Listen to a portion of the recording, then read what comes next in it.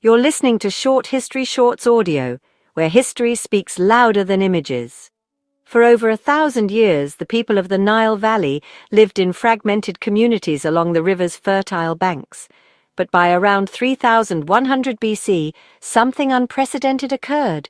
Two culturally distinct regions, Upper and Lower Egypt, were united under a single ruler. This monumental achievement created one of history's most enduring civilizations. The man credited with this act is known as Narmer, or sometimes as Menes. His name, carved into stone palettes and ivory tags, has echoed through millennia. But unification was not the work of one man alone. It was the culmination of centuries of warfare, diplomacy, religious evolution, and social transformation. In this episode, we'll explore how Egypt went from a land of many local kings to a centralized kingdom, with one ruler, one ideology, and one divine mission.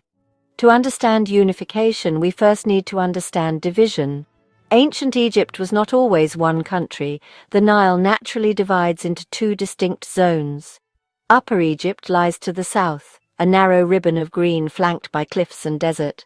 Its people lived in compact towns and developed a warrior culture centered on early cities like Hierakonpolis, Thinis, and Abydos.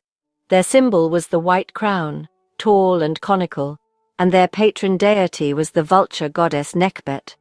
Lower Egypt to the north is the wide Nile Delta, marshy, open and complex, with many small settlements.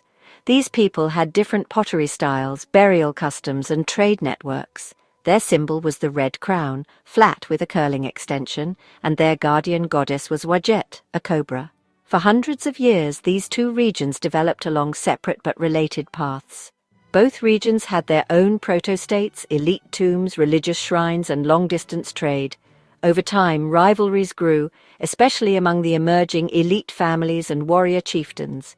By the late 4th millennium BC, a clear pattern emerges. The kings of Upper Egypt were gaining dominance. This is the Naqada III period, the very end of the pre-dynastic era. Upper Egyptian rulers from cities like Thinis and Hierakonpolis began expanding northward. Archaeological sites show that Naqada-style pottery and burial customs spread into Lower Egypt. This wasn't a peaceful merger, it was conquest. Graves of vanquished enemies, depictions of bound captives, and scenes of warfare appear in tomb art and ceremonial objects. The most famous of these is the Narmer palette, a ceremonial siltstone shield discovered at Hierakonpolis. On one side, a king wearing the white crown strikes down a captive. On the other, he wears the red crown, parading with decapitated enemies. At the center, two mythical beasts with entwined necks symbolize unity. Though it was not a practical object, the Narmer palette represents more than propaganda. It's a symbol of unification, the act of a ruler bringing two lands into harmony under his divine authority. Who was Narmer? Some scholars identify him as the first king of the First Dynasty, the founding ruler of a united Egypt.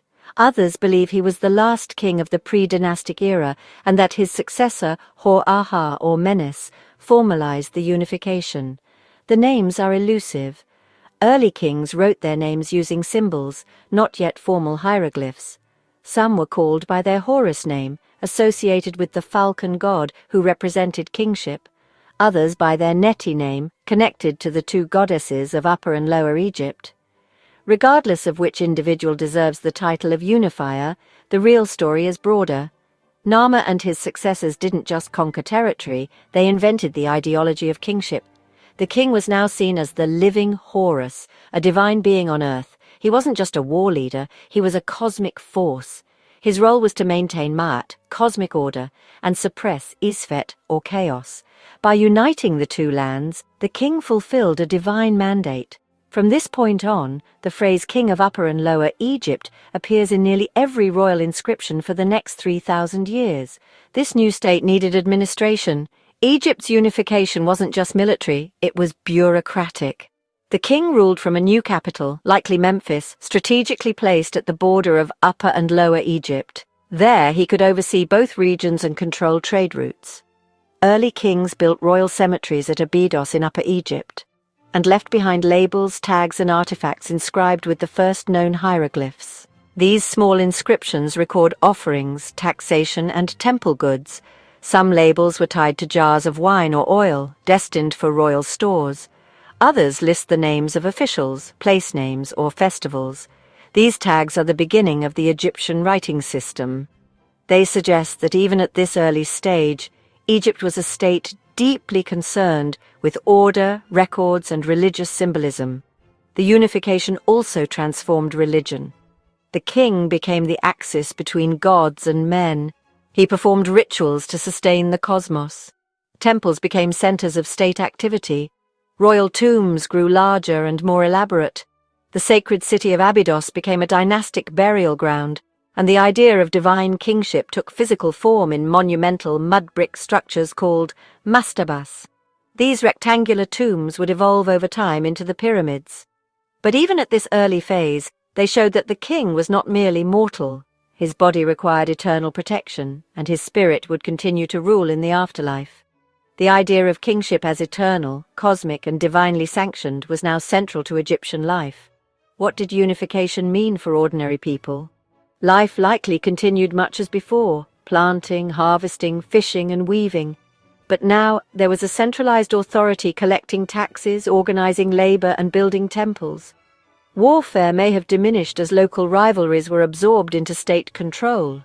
Trade increased, art styles became standardized. The two crowns, white and red, were combined into the shent or double crown.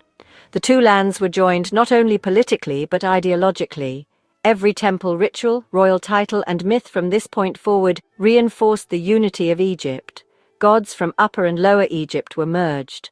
Royal ceremonies began to echo the story of unification, reenacted through ritual battles, symbolic offerings, and annual festivals. One of the most lasting symbols of this era was the serek, a royal emblem that displayed the king's name within a rectangular palace facade, topped by the Horus falcon. It was a visual statement. The king ruled from the palace and under divine authority. Over time, sereks would evolve into cartouches, the ovals that framed royal names in later periods. But it all begins here, with unification. In many ways, unification was not just a political act, but a cultural revolution. It established the ideological scaffolding of Egypt's entire civilization: the divine king, the central state, the integration of religion and governance, and the idea of order imposed upon chaos.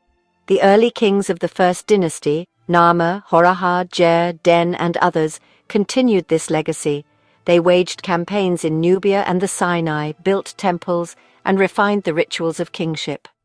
Some of their names appear on ivory labels and stone vessels, stored in royal tombs. Others are known only from later king lists, remembered by scribes who looked back at these founding rulers with reverence. The myth of Menes, often cited as the first king, likely reflects a memory of this unification period. Whether he was Narmer, Horahar, or a symbolic figure created by later priests, his legacy endures. In the minds of later Egyptians, Menes was the great founder, the first to tame the two lands, establish Memphis, and bring peace through divine rule. The unification of Egypt was not the end of conflict, but it was the beginning of structure. For the first time in human history, a vast territory was ruled as a single, centralized state for centuries on end. This stability, rare in the ancient world, allowed Egypt to build on a scale never seen before. The unification was the spark that lit the fire of pharaonic Egypt, a civilization that would outlast Rome, Persia, and Babylon. Even today, the symbols of that moment, the Narmer palette, the double crown, the name Menes, stand as icons of ancient statecraft. Egypt's unification was more than just history. It was mythology, state propaganda, and religious truth woven into one. It shaped how Egyptians saw the world, their kings, and their place in the cosmos. Every monument that followed, from Djoser's Step Pyramid to Ramses' Abu Simbel, owes its existence to that original act of unity. Egypt did not rise in a day, but in that one act of unification, it set its course for the next 3 millennia.